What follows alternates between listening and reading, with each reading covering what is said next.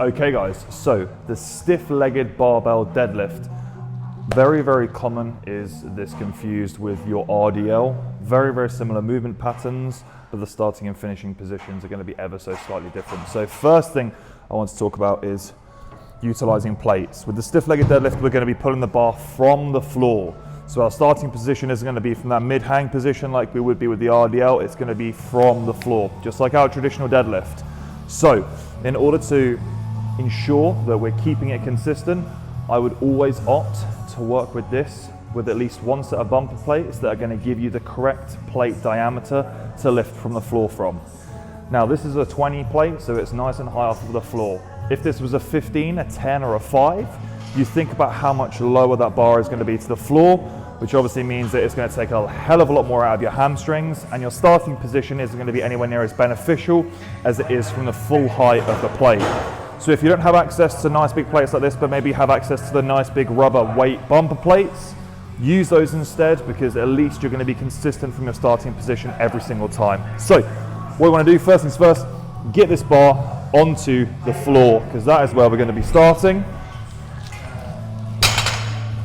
Okay, so first thing to mention is that obviously we have to have a decent amount of range of motion at our hamstrings. If we are incredibly tight in the hamstring, we can't reach down, we can't get much past the mid portion of our shins, we're probably going to really struggle with this exercise. So a little bit of utilizing some stretching and mobilization in that glute hammy tie and in the belly of the hammy before you come to this might be beneficial. And again, if you're very, very tight in the lower back, you might feel it a little bit there, so some mobilization will definitely go a long way.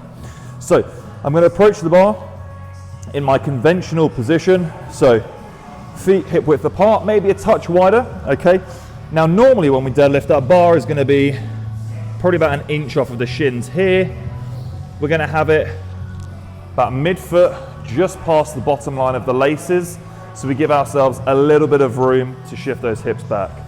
So from there, we can then get our hands onto the bar, kicking those hips right back. So again, I've got a slight bit of softness in the legs. I'm not completely locked out because that's awful on that knee joint. So softness in there, but after that kind of 2-3%, everything is just basically coming from me shifting those hips towards that back wall.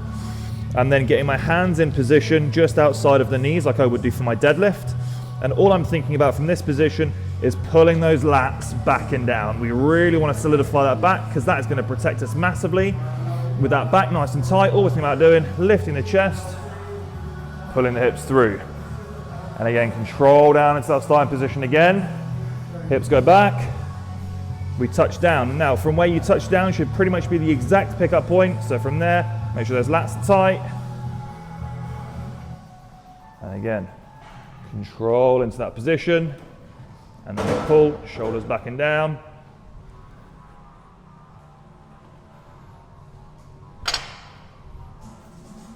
Now a few limiting factors in this exercise, so make sure that your body is feeling good before we approach this.